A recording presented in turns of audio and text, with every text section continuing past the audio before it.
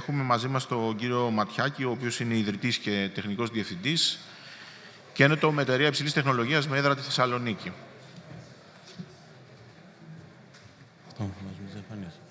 Καλησπέρα και από μένα. Πρώτα απ' όλα να σας ευχαριστήσω που μου δίνετε την ευκαιρία να βρίσκομαι εδώ σήμερα, να σας παρουσιάσω την εταιρεία. Ονομάζομαι Τηλέμαχος Ματιάκης, είμαι ο τεχνικός διευθυντής και ένας από τους συνιδρυτές της εταιρείας της Κένοτομ.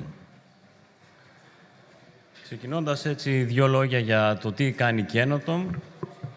Κένοτομ είναι μια εταιρεία παροχής υπηρεσιών ανάπτυξης στον τομέα των ενσωματωμένων συστημάτων. Τι σημαίνει αυτό? Σημαίνει ότι στην ουσία είμαστε ένα γραφείο μηχανικών που εστιάζουμε στο engineering και αναλαμβάνουμε έργα ανάπτυξης ενσωματωμένων συστημάτων, είτε από την αρχή, είτε κάποια κομμάτια αυτών των έργων, για τους πελάτες μας που στην ουσία μας δίνουν τις προδιαγραφές, τι θέλουν να κάνουν. Έχουμε μία έδρα, ο γραφειακός μας χώρος βρίσκεται στη Θεσσαλονίκη. Ξεκινήσαμε το 2014, τότε ήμασταν 2 άτομα. Αυτή τη στιγμή είμαστε κάτι λιγότερο από 200 άτομα συνολικά. Πριν προχωρήσω παρακάτω, θα ήθελα να πω 2 λόγια για τα ενσωματωμένα συστήματα, γιατί ενδεχομένως να μην τα γνωρίζετε όλοι. Τι είναι ένα ενσωματωμένο σύστημα? Είναι ένα σύστημα υπολογιστή, ένα εξειδικευμένο σύστημα υπολογιστή που συνήθως είναι κρυμμένο σε μια μεγαλύτερη συσκευή, είτε κάποια ηλεκτρική, είτε κάποια μηχανική, μηχανολογική συσκευή, που έχει αναπτυχθεί για μια εξειδικευμένη διαδικασία και αυτοματοποιεί και ελέγχει συνήθως διάφορα πράγματα. Αν κοιτάξουμε γύρω μας, μπορούμε να βρούμε παντού πλέον ενσωματωμένα συστήματα, στις ηλεκτρικές συσκευές στο σπίτι, για παράδειγμα, στα συστήματα ενέργειας, σε ένα ηλεκτρικό ποδήλατο, αλλά και στο αυτοκίνητο, ειδικά στο αυτοκίνητο, στο οποίο θα αναφερθώ και πολύ περισσότερο παραπάνω. Υπάρχουν πολλά ενσωματωμένα συστήματα που ελέγχουν και αυτοματοποιούν διάφορες διαδικασίες.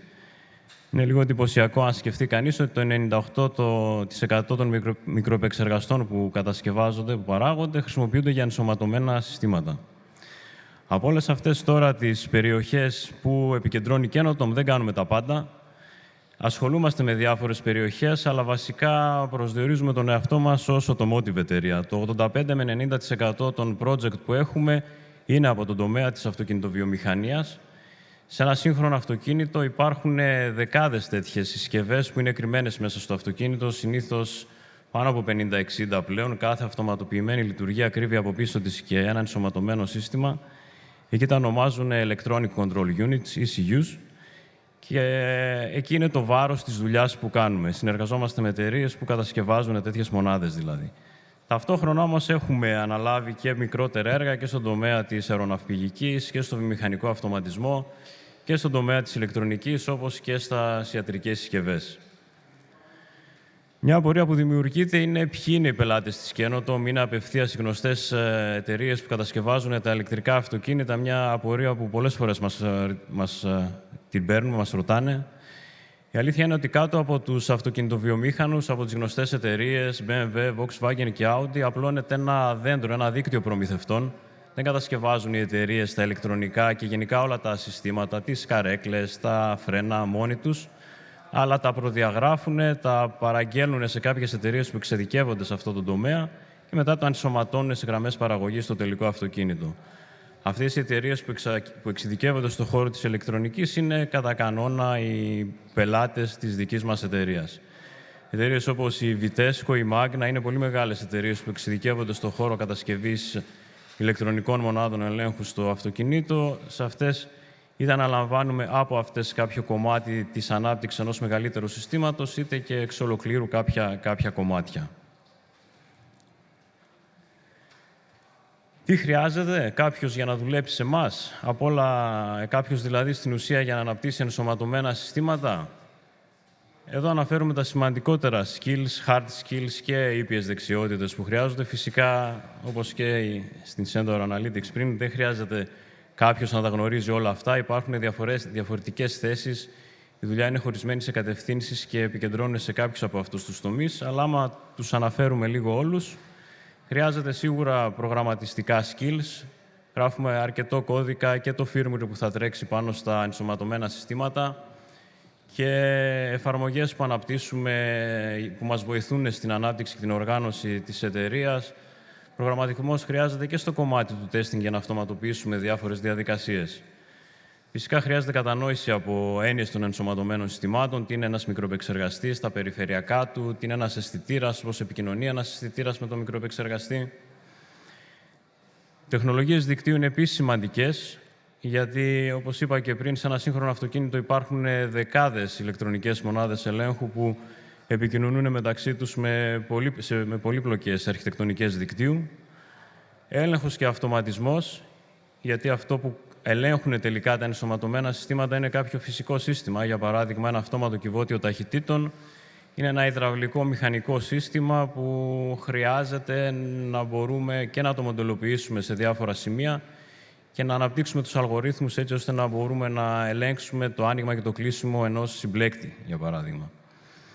Γλώσσες μετά μοντελοποίησης, όπως UML και CSML, που και αυτές νομίζω έρχεστε σε μια επαφή στο Πανεπιστήμιο, είναι επίσης σημαντικές, γιατί σε ένα πιο ψηλό επίπεδο χρειάζεται πριν περάσουμε στην ανάπτυξη του συστήματος να μοντελοποιήσουμε και να περιγράψουμε τη λειτουργία του. Φυσικά testing, πολύ testing και validation. Και υπάρχει και μια μικρή ομάδα, λίγο πιο μικρή ομάδα εντός της εταιρείας που ασχολείται με το σχεδιασμό και του hardware σε επίπεδο PCB, δηλαδή analog και digital design, με επίκεντρο κυρίως στα ηλεκτρονικά ισχύως, καθώς πάντα έχουμε κάποιο σύστημα φυσικό που πρέπει να ελέγξουμε.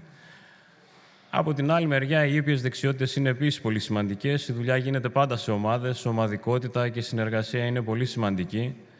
Το motivation επίσης είναι πολύ σημαντικό. Γενικά ψάχνουμε ανθρώπους που ταιριάζουν στην εταιρεία, που τους αρέσει αυτό που κάνουμε, που τους αρέσει ο τρόπος δουλειάς μας και που θέλουν να δουν τον εαυτό τους να εξελιχθούν εντός της εταιρείας. Πολύ σημαντικό για μας είναι αυτό που λέμε safety mentality. Οι εφαρμογές που κάνουμε, καλώς ή κακώς, αν αποτύχουν, μπορεί να τραυματίσουν τον επιβάτη ή να οδηγήσουν και σε κάποια απώλεια ζωής. Οπότε πρέπει πάντα να είμαστε πολύ προσεκτικοί σε αυτό που κάνουμε. Αν διαπιστώσουμε ότι κάπου υπάρχει ένα πρόβλημα, δεν πρέπει ποτέ να το κουκουλώσουμε. Πρέπει πάντα να το φέρουμε στην επιφάνεια και να δούμε πώς θα μπορούσαμε να το αντιμετωπίσουμε. Και επίσης και λόγω της ασφάλειας, αλλά και λόγω του ότι ασχολούμαστε με project μαζικής παραγωγής που μπαίνουν σε εκατομμύρια αυτοκίνητα με τις γνωστές αυτοκινητοβιομηχανίες που βλέπουμε στο δρόμο, το κομμάτι των διαδικασιών είναι πάλι κάτι πολύ σημαντικό. Ο τρόπος που δουλεύουμε δηλαδή ορίζεται αρκετά από διαδικασίες, από πολλά στάνταρ της αυτοκινητοβιομηχανίας που πρέπει να μάθουμε και να ακολουθούμε. Υπάρχουν πολλά reviews, πολλά πρωτόκολλα, πολλά τεστ που πρέπει να γίνουν, έτσι ώστε να είμαστε σίγουροι τουλάχιστον να ελαχιστοποιήσουμε την πιθανότητα ότι κάτι θα πάει στραβά. Τώρα, λίγα λόγια για τους χώρους μας. Και οι δικοί μας χώροι είναι ουσιαστικά πολύ σύγχρονοι. Μετακομίσαμε και εμείς πριν από 5 χρόνια σε ένα γραφειακό χώρο που τον ανακαινήσαμε εξ ολοκλήρου. Έχουμε δυνατότητα για πάνω από 220 ανθρώπους περίπου. Οι χώροι είναι σύγχρονοι, μοντέρνοι, υπάρχει και ελεύθερος χώρος, μια καφετέρια, ένα playroom, ένα ποδοσφαιράκι που μπορεί κάποιος να περάσει λίγο χρόνο.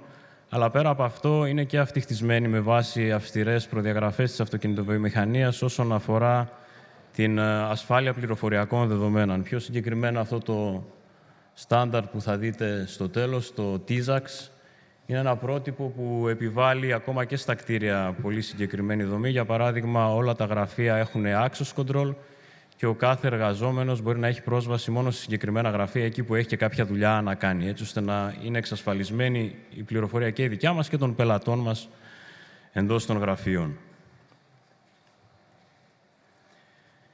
Ως εταιρεία παροχής υπηρεσιών ξέρουμε ότι η δύναμή μας είναι οι άνθρωποι μας. Είναι λίγο αυτονόητο αυτό που μας έχει οδηγήσει όλα αυτά τα χρόνια στην ανάπτυξη και στο να κερδίζουμε περισσότερα project είναι το know-how, οι εμπειρίες και τα skills των ατόμων που είναι μέσα στην εταιρεία.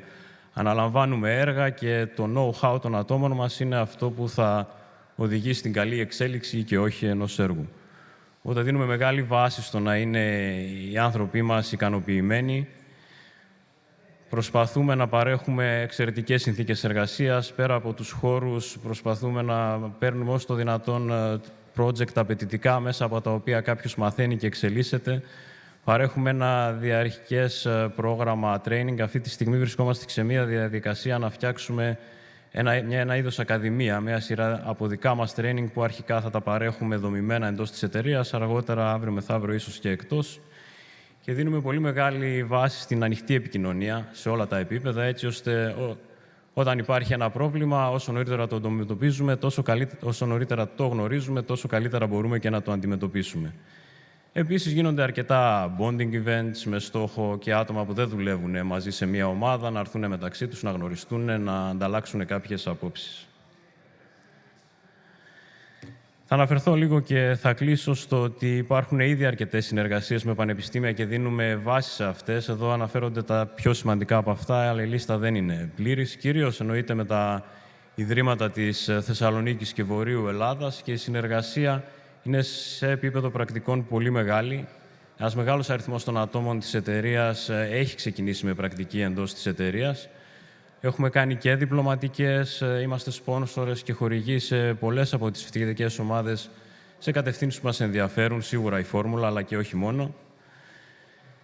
Τρέχουμε ερευνητικά project με το Πανεπιστήμιο και σε μία περίπτωση ήμασταν και σύμβουλοι σε ένα master πρόγραμμα του International, του Διεθνές Πανεπιστημίου Ελλάδας.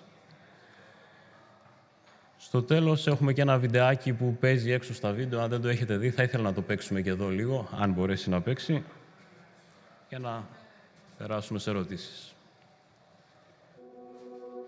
Kenetom is an engineering services provider for embedded systems and industrial automation, based in Thessaloniki, Greece. Today, Kenetom employs more than 200 people, and the team keeps growing. Since 2014, we have established partnerships with some of the largest Tier 1 automotive electronic suppliers, gaining significant experience and developing know-how across our team. Our strength is our people, and that's why we offer excellent working conditions, challenging projects, and significant development opportunities. We are happy to be one of the most popular employers in Greece, and our strong connection to the academic community enables us to constantly strengthen our team with highly talented people. So, if you are passionate about embedded systems, we look forward to a successful journey with you. Welcome aboard. Kenetom, Embedded Engineering Excellence. Ευχαριστώ πολύ.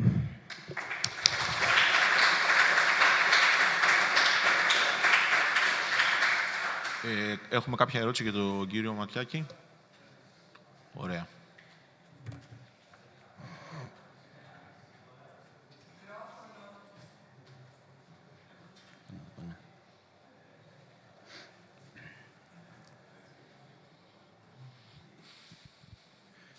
Ήθελα να σας ρωτήσω σχετικά με τις πλακέτες που χρησιμοποιείτε για τον έλεγχο. Έχετε κάποια συγκεκριμένη προτίμηση μικροελεγκτών, δηλαδή που προμηθεύεστε? Εντάξει, στα περισσότερα project που δουλεύουμε στην αυτοκινητοβιομηχανία, αυτά τα project είναι πολύ μεγάλα και δεν είναι ότι τα φτιάχνουμε από την αρχή μέχρι το τέλος εμείς. Τα φτιάχνουμε σε συνεργασία με τον πελάτη μας και τέτοιες αποφάσεις πολλές φορές δεν τις παίρνουμε εμείς, τις παίρνει ο πελάτης. Η προτίμηση παρόλα αυτά υπάρχει σε όλη την αυτοκινητοβιομηχανία και ο επεξεργαστής είναι ο Infineon. Της Infineon, διάφοροι επεξεργαστές της Infineon. Ειδικά στο κομμάτι που εστιάζουμε εμείς στο σύστημα μετάδοσης κίνησης, στο powertrain, αυτόματα κυβότια ταχυτήτων και ηλεκτρικούς κινητήρες, στην ευρωπαϊκή αγορά τουλάχιστον που την ξέρουμε καλά, η Infineon είναι που κυριαρχεί. Ωραία. Ακόμα μια ερώτηση.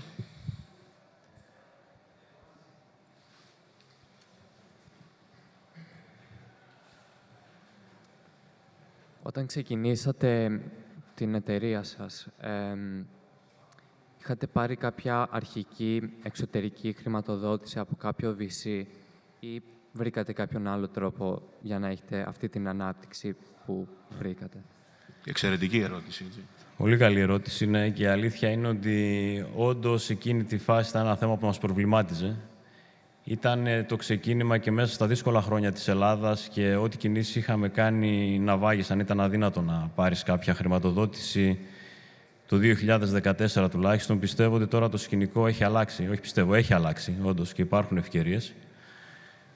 Αυτό που μας βοήθησε είναι η φύση της δουλειάς που κάνουμε. Δεν απαιτεί τόσο μεγάλες επενδύσεις και να μπορέσουμε να ξεκινήσουμε με πολύ μικρά δικά μας κονδύλια. Στην ουσία ξεκινήσαμε με ένα μικρό γραφείο και ένα έργο στο τέστινγκ κάποιων ηλεκτρονικών μονάδων ελέγχου σαν freelancers από την Θεσσαλονίκη και στην συνέχεια, όταν έγιναν τα πρώτα βήματα που ήταν όντως δύσκολα και άρχισαν οι πελάτες μας να είναι ικανοποιημένοι και να ζητάνε παραπάνω, αρχίσαμε σιγά-σιγά να μεγαλώνουμε και με τα κέρδη στην ουσία των project να μπορούμε να επενδύουμε και για τη μεγαλύτερη ανάπτυξη της εταιρείας.